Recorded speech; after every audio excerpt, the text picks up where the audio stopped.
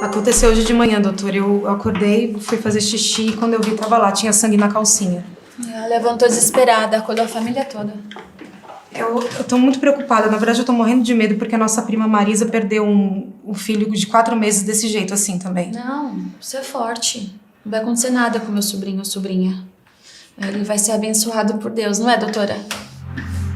Chefinhas e chefinhos, vamos agora para a nossa tarefa número 1 dessa estação de ginecologia obstetrícia. E vejam só que a primeira tarefa é uma tarefa muito aberta, né? Realize a anamnese. Numa prova prática, lembrar que cada estação geralmente dura 10 minutos, uma questão tão aberta assim dificilmente vai acontecer, porque isso acaba até prejudicando o próprio examinador, examinadora, vai ter dificuldade, né? Uma questão muito aberta, geralmente eles são um pouco mais específicos. Como foi aberto, então a gente tem que falar tudo que a gente lembrar, tá bom? Lembrar sempre de mostrar aquela confiança e verbalizar, falar alto. Às vezes, né, em algumas provas, nem é de falar, ele pede para escrever. Então, mesmo sendo uma prova prática, o examinador pede para você escrever o que você vai fazer. Então, pontos importantes, a paciente sabe que está gestante, perguntar se ela já começou o pré-natal. Aliás, se já tiver começado o pré-natal, será que ela tem uma carteirinha de pré-natal? Isso vai ser bastante útil com alguns outros dados. Depois, já começou o pré-natal? Já fez algum exame de ultrassom? Então, já fez algum ultrassom transvaginal prévio? Por quê? Esse primeiro ultrassom da gravidez acaba sendo importante até para a gente confirmar a gravidez, é importante para a datação, então está batendo a DUM com realmente a idade gestacional realizada pelo exame de ultrassom, e também para ver se é uma gestação tópica, então será que está realmente no lugar intrauterino, uma gestação ectópica, e também se é única e se é viável ou não. Outros pontos importantes, né? Lembrar de comorbidades, se o paciente tem algum problema de saúde, alergia a alguma medicação, quais são os antecedentes obstétricos, primeira, segunda gravidez, já teve parto, já teve aborto, e também de antecedentes ginecológicos, alguma doença ginecológica prévia, alguma cirurgia ginecológica prévia. E para finalizar, hábitos e vícios, então fuma, bebe, usa algum outro tipo de droga. Dados de anamnese, os mais importantes, mas lembrar, foi uma tarefa muito aberta, muito genérica, isso é ruim. Faz quanto tempo que o sangramento começou? Eu vi assim que eu acordei, faz o que? Umas 4, 5 horas. Isso mesmo. E ela faz o pré-natal direitinho, faz todo o tratamento no postinho lá do bairro, mas com sangramento a gente preferiu correr pra cá. Eu até trouxe o cartãozinho, pega aqui pra mim, Fê. O cartãozinho do pré-natal lá do posto, ó, tá aqui. Deixa eu dar uma olhada.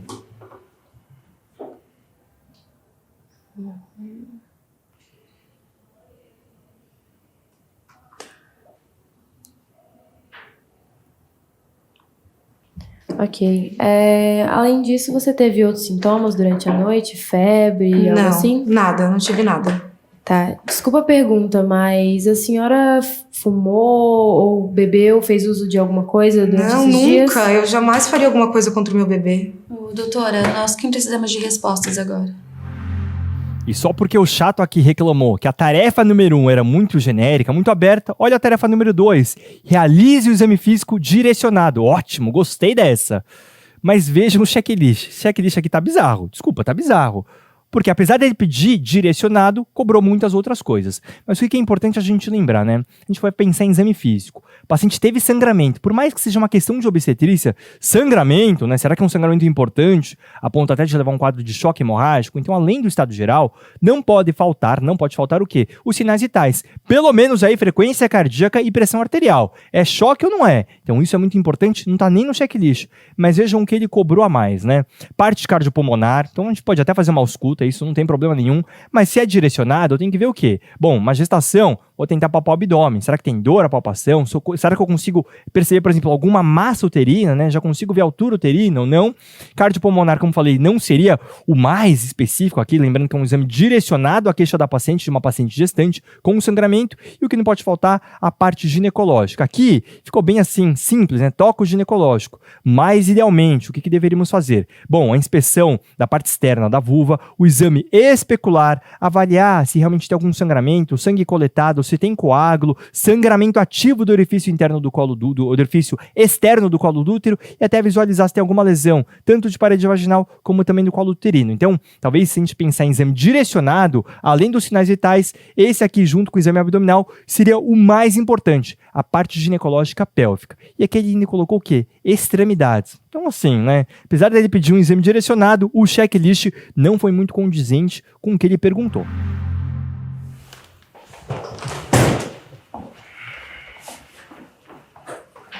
Então, doutora, como tá o bebê? Vai precisar de mais exames? Então, no geral, sua irmã tá corada, hidratada, cianótica, nictérica, sem linfonodomegalia, sem edema ou sinal de TVP. Mas, como vocês também perceberam, há um sangramento discreto pelo orifício externo cervical. E o que isso quer dizer? Ao fazer o toque vaginal, percebi o colo grosso, impérvio, com útero reduzido para a idade gestacional. BCF não audível ao sonar. O bebê tá bem? Tarefa número 3. Solicite exames complementares. Então aqui depende muito do nosso contexto, tá bom? Então não é um paciente que chegou com sangramento, né, que tá grávida, mas a gente não tem exame nenhum. Eu já sei que é uma paciente que tem esse sangramento e tem já ultrassons prévios e a idade gestacional pelo ultrassom é de 16 semanas. Então a gente pode direcionar um pouco mais a nossa investigação complementar. O que não pode faltar? Não pode faltar o ultrassom. Nessa fase aqui, provavelmente até o melhor ultrassom seria por via o quê? Transabdominal. Eventualmente até associação com transvaginal. Mas um ultrassom obstétrico tem que ser realizado. A gente precisa disso. O paciente chegou com sangramento, né? Se for um sangramento importante, posso até pedir um HB-HT para ver se tem anemia. Então esse é um exame talvez complementar. O mais importante é o ultrassom. E o que não pode faltar, não tinha lá nos dados do cartão de pré-natal, é tipagem sanguínea. Então tipagem sanguínea vai ser importante até pensar para profilaxia. Lembra, né? Se a gente pensa em pacientes que são RH negativo. Mas o mais importante de todos, e que não pode faltar, o exame de imagem, para a gente saber, tá lá o feto, tem batimento ou não tem.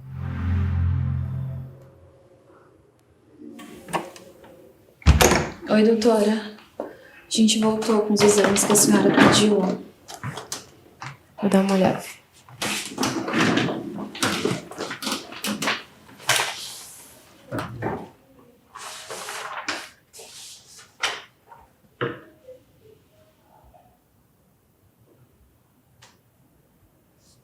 Então, doutora. Tarefa número 4. Qual seria a principal hipótese diagnóstica para o caso? O que a gente não pode esquecer aqui? Geralmente nas provas, o que mais cai é até sangramento de primeiro trimestre, tá bom? Mas vejam só que essa paciente está com 16 semanas. E nas medidas, na biometria, veio um comprimento, né? Um CCN, comprimento cabeça-nádega de 74 milímetros. Então não é 7 milímetros, é 74, 7 centímetros. Com isso, a gente tem que ver batimento. Se eu não conseguir, se eu não encontrei batimento, tem uma paciente que tem esse diagnóstico, né? Qual que é o diagnóstico dela? É um quadro de um abortamento retido, uma gestação que não está evoluindo, parou de bater. Então não é o mais comum nas provas. Vejam aqui que está diferenciado, porque foi um aborto aqui do segundo trimestre, tá bom? Já tem mais de 12 semanas. Com 74 milímetros de CCN, a gente tem que ver batimento. Se não tiver batimento, eu posso sim chamar de um quadro de um abortamento retido.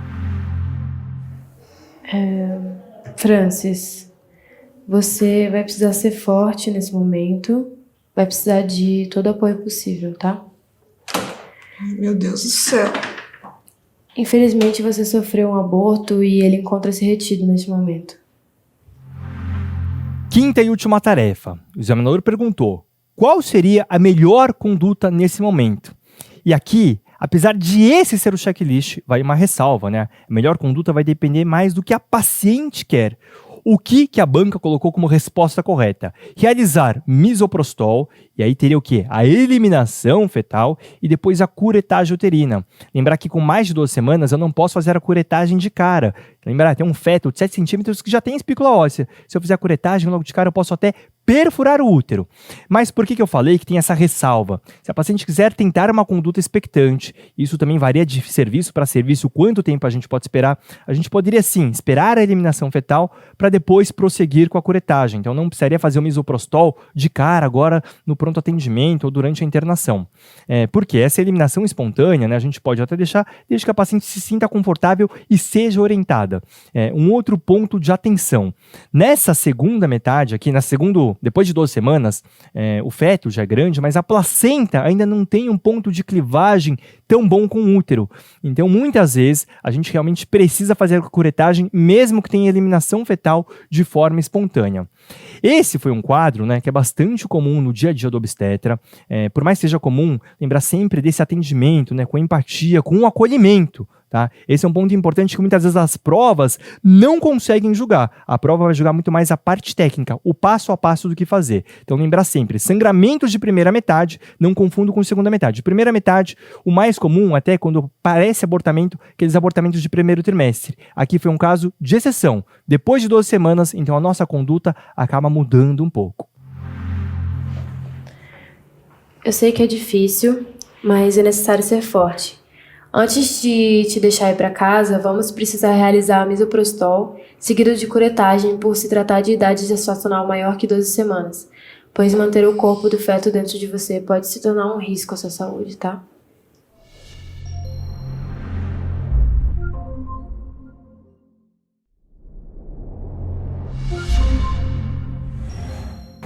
Bom dia, como posso te Eu fui ajudar? estuprada. Eu não conheço o cara. Foi há 2 horas, sei lá. Ele não usou camisinha.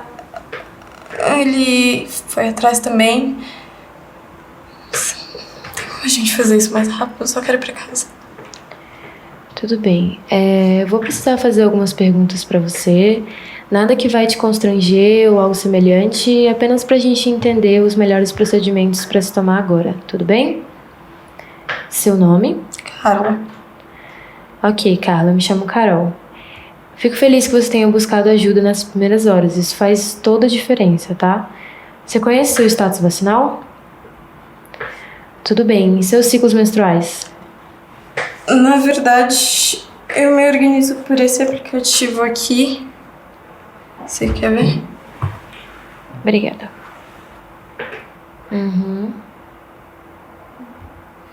Ok. Aqui. Você tem alguma doença, Carla? Usa algum método contraceptivo, pílula, DIU? Não. Tá, eu vou pedir pra você me acompanhar pra gente realizar alguns exames, tá bem?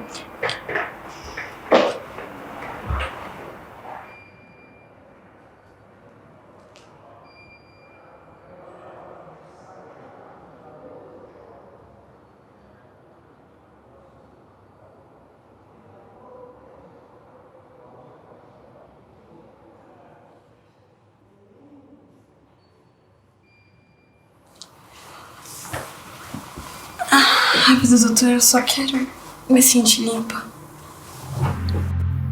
E esse é o tipo de caso que a gente não gosta de atender, nem em prova prática e muito menos na vida real. Mas, infelizmente, é um tema que é bastante prevalente, tá bom? Isso mesmo na vida real. Óbvio que nas provas, o que eles vão cobrar vai ser muito mais a parte técnica, mas o que a gente não pode esquecer é até a questão, né, que talvez seja o mais importante, que é o acolhimento a essa paciente que foi vítima de violência. Na primeira tarefa, ele está perguntando aqui, qual que é a conduta de urgência para essa paciente? Quando a gente pensa em atendimento à vítima de violência, vocês têm que lembrar de todo aquele checklist. O que a gente vai fazer? Mas aqui tem um ponto que acaba sendo o mais importante de forma imediata. Lembrar que essa paciente, ela chegou com um sangramento importante e nos dados que mostraram para a gente de sinais vitais, ela estava taquicárdica, então uma frequência cardíaca de 120 e estava também em potência, muito provavelmente por causa do sangramento vaginal. Então a parte mais importante aqui, a gente tem que estabilizar essa paciente, então uma estabilização hemodinâmica, pode pegar acesso, pode entrar com ringer lactato ou alguma outra solução aí para dar volume e mais importante, parar o sangramento. Então, eventualmente, até encaminhar para o centro cirúrgico, como ela chama laceração de parede vaginal, para fazer a sutura, a rafia. Então, isso é o mais importante, porque tem um risco o quê? De morte da paciente pelo quadro de sangramento. Então, essa é a nossa primeira conduta, a conduta de urgência. Vamos fazer uma sutura para poder estancar esse sangramento, tá bem?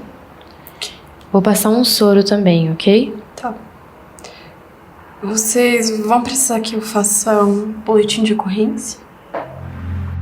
Tarefa número 2. E o boletim de ocorrência, ele é obrigatório? Então vamos lá. A resposta é, para o atendimento à vítima, A gente não precisa do boletim de ocorrência. Então não existe essa de, só vou poder te atender se você passar na delegacia e agora apresentar o boletim de ocorrência. O que mudou? E isso até causou um pouco de confusão. Então tá bom, pro atendimento eu não preciso. Mas existe uma portaria de 2020 falando que o serviço, ou então um profissional de saúde, ou médico que fez o atendimento a essa vítima de violência, deve comunicar à autoridade policial. Mas lá não deixa claro, nessa portaria, como deve ser feito essa comunicação. E nem que a gente tem que comunicar antes de realizar o atendimento ao paciente. Ainda mais nessas situações de urgência, tá bom? Ela tá com um sangramento importante. Então, isso é o que tem que ficar mais claro. O boletim de ocorrência, ele não é necessário para realizar o atendimento. Mas a portaria mostra que nós devemos sim depois, ou o serviço de saúde ou o médico, comunicar à autoridade policial.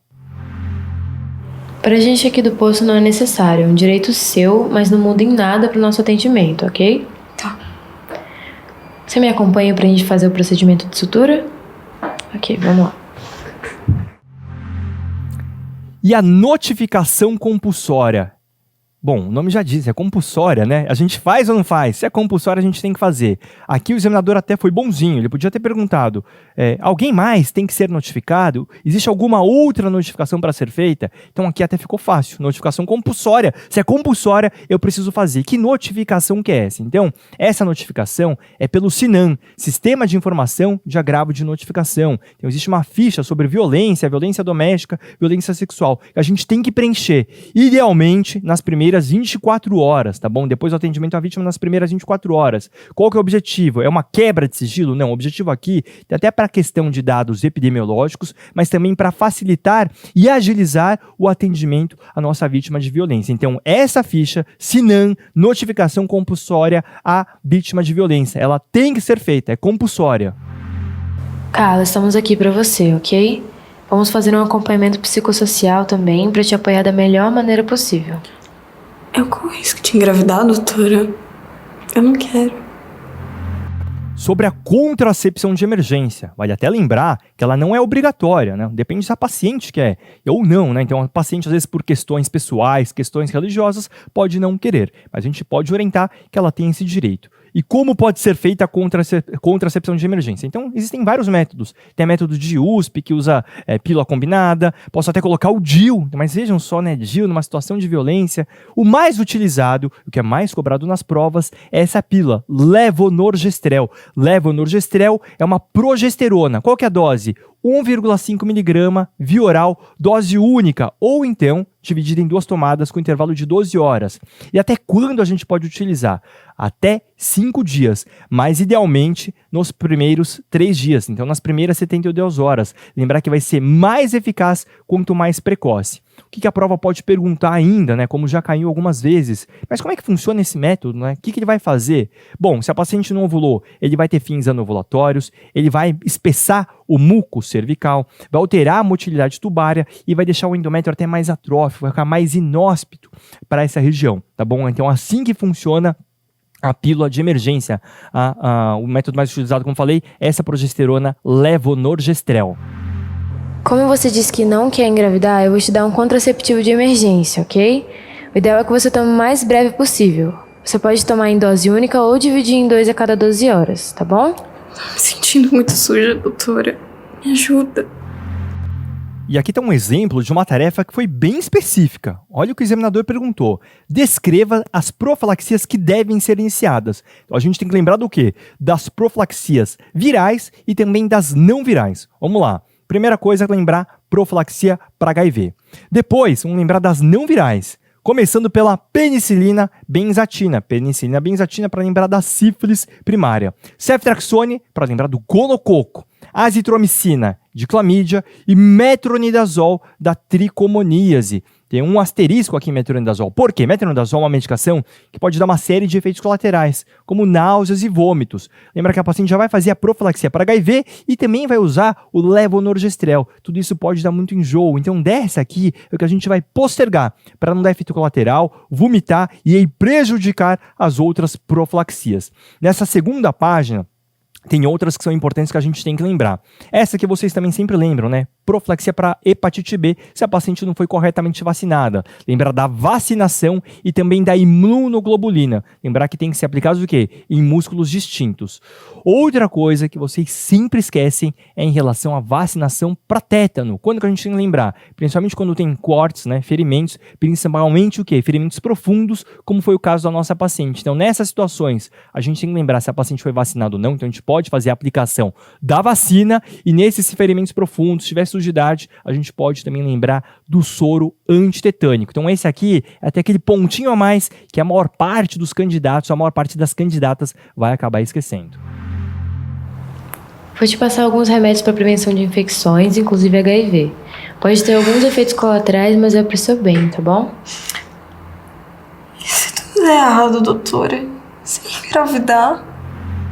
Qual deve ser a sua conduta caso a paciente engravide? Então essa é a nossa sexta e última tarefa. Uma paciente que engravidou pós-violência sexual e ela quer interromper, ela pode? Sim, então pela nossa legislação ela pode, isso até é chamado de abortamento legal, abortamento sentimental ou abortamento humanitário. Então ela não precisa de boletim de ocorrência e nem de mandado judicial para isso. Existem outras situações que a nossa lei permite interrupção da gestação, no abortamento legal. Quais são essas situações? Além da vítima de violência sexual que quer interromper, tem umas situações em paciente, por exemplo, com alguma doença grave, alguma comorbidade grave, que a gravidez possa piorar e levar um risco de vida, né, dela morrer. Então, um exemplo, uma cardiopatia grave, ela pode morrer durante a gestação e também nos casos de fetos com anencefalia. Então, a gente finaliza aqui a nossa estação de violência sexual, um tema cada vez mais prevalente, lembrar dessa multidisciplinaridade, lembrar até do acompanhamento depois, acompanhamento com psicologia, serviço social e dessa interligação. Então, a gente pode falar um pouco de medicina preventiva, tem áreas de infecto, eventualmente até com pediatria. A decisão é sua se você vai querer ter essa criança ou não. Não precisa de boletim de ocorrência para realização de um aborto. A lei te dá esse direito. Agora é o momento de você se acalmar. A psicóloga chegou, vou deixar vocês sozinhos, tá bom?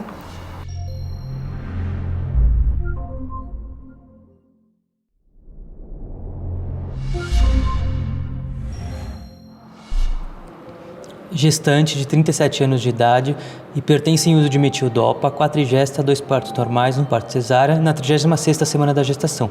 Hoje procuro pronto atendimento com queixa de dor abdominal de início súbito, associada a sangramento vaginal e diminuição da movimentação fetal. Nega outras queixas. Nega trauma local. Nega outras comorbidades. Hábitos e vícios, tabagista 10 cigarros por dia há 15 anos. Bom dia, Rafael. Bom dia. Seja bem-vindo à estação, pode sentar. Vamos começar? Vamos. Suponho que você tenha lido o card ali na porta. Então, quais são as etapas fundamentais para você realizar no exame físico nesse momento?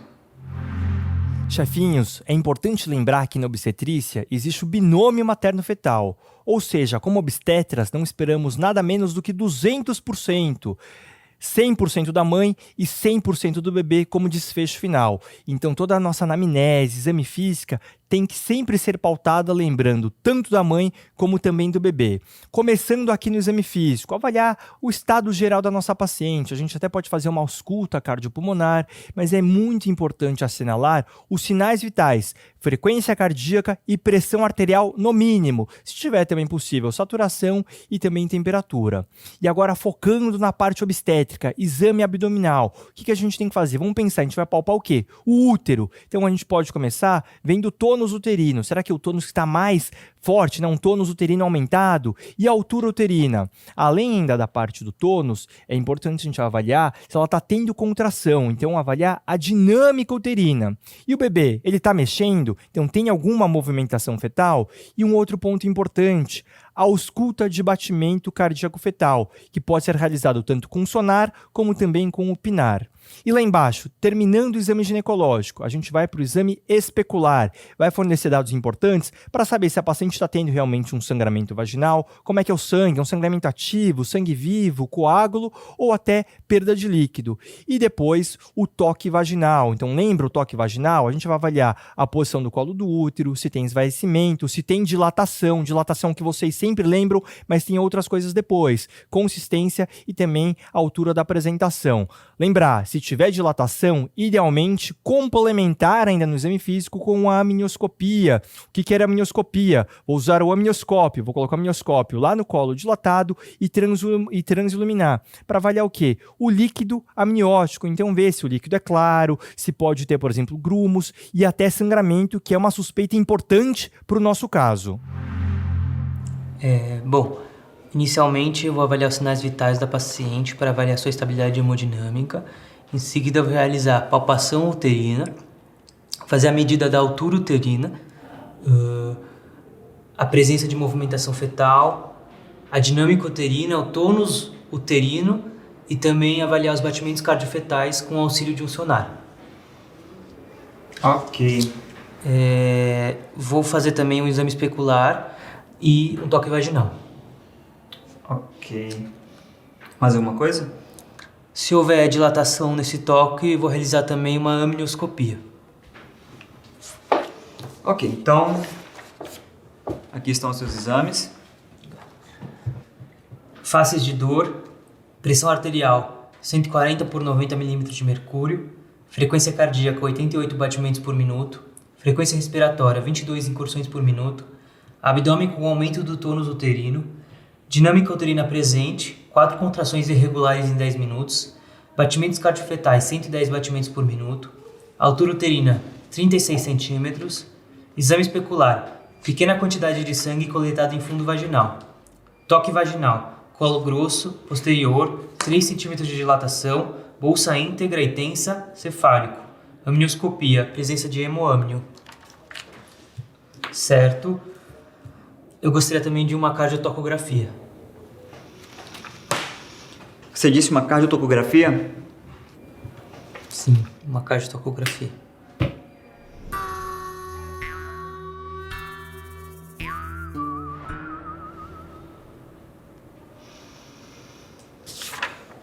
Aqui está a sua cardiotoco.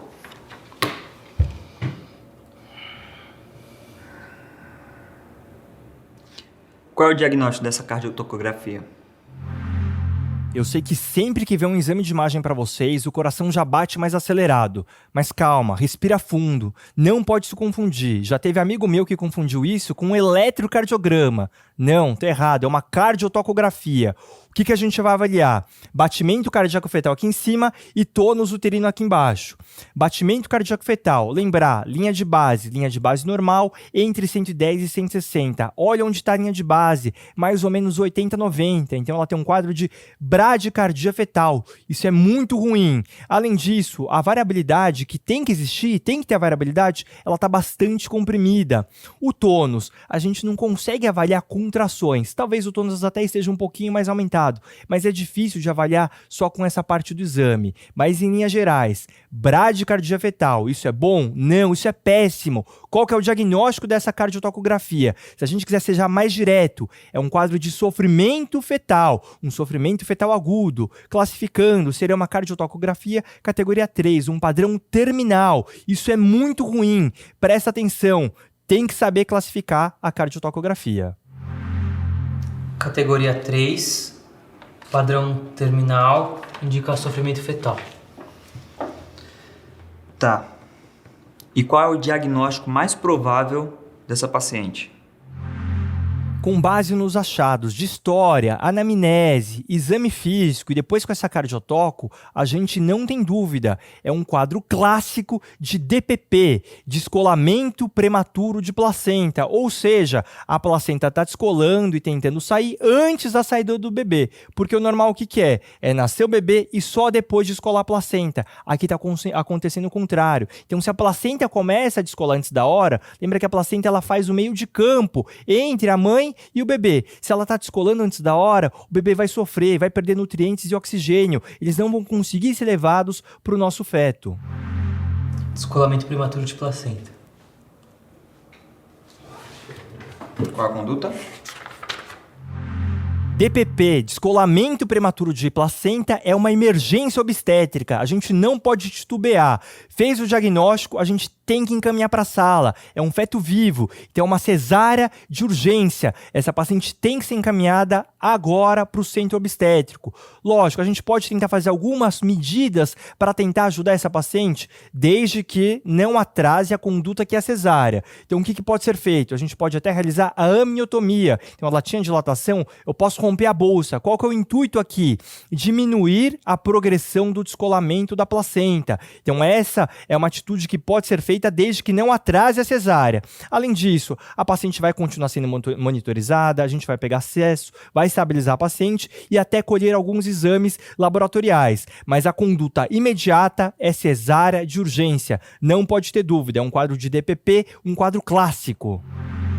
Eu vou realizar uma cesárea de urgência. Também realizaria uma amniotomia desde que não atrasasse a realização da cesárea, pois a amniotomia ela retarda o desenvolvimento desse descolamento. Ok. Quais são os fatores de risco mais prováveis para essa paciente? E aqui uma parte mais teórica da nossa prova prática. Quer saber os fatores de risco para DPP? Não se desespere. Geralmente, fica o papel da anamnese na nossa mesa. Então, respira fundo e lê direitinho, só para relembrar quais são os fatores de risco da nossa história. A nossa paciente tem 3 mais importantes. Começando, hipertensão arterial. Lembra que ela hipertensa e fazia uso de metildopa? Fator de risco muito importante para o descolamento prematuro de placenta. Um outro muito importante é na parte de hábitos e vícios. É uma paciente que ela é tabagista. Tabagismo também é um fator muito importante para DPP. E um outro fator de risco seria a multiparidade. Então esses são os 3 principais fatores de risco para o quadro clínico atual da nossa paciente. Hipertensão arterial, tabagismo e multiparidade. Então, quais são as complicações maternas na DPP? Não bastasse todo o quadro de sofrimento fetal, existem ainda as complicações para a mãe em decorrência do descolamento prematuro de placenta. Então lembra que é um quadro que a paciente vai sangrar bastante. O que pode acontecer? Uma CIVD e até coagulopatias. Esse útero, imagina que ele ficou super distendido, então ele vai ter mais dificuldade para contrair, levando a um quadro de atonia uterina. Se não contrai bem depois da saída do bebê, o que vai acontecer? Essa paciente tem uma hemorragia, tem um sangramento pós-parto muito importante. Então, sangramento puerperal é uma complicação muito importante de DPP. E uma outra complicação que pode acontecer é o famoso útero de Cuveler. O que é esse útero? Imagina que esse miométrio acaba ficando mais infiltrado, mais engurgitado, e ele vai ter essa dificuldade de contração, fica aquele útero bobão. Se não consegue contrair, sangrando muito, a gente vai tomar algumas medidas para tentar controlar o sangramento. Mas em alguns casos, nenhuma medida clínica é eficiente. E às vezes a paciente tem que ser submetida a uma histerectomia puerperal. CIVD, coagulopatias, atonia uterina e sangramento puerperal e útero de Cuveler. Ok, Rafael. Finalizamos por aqui a sua estação e boa sorte. Obrigado.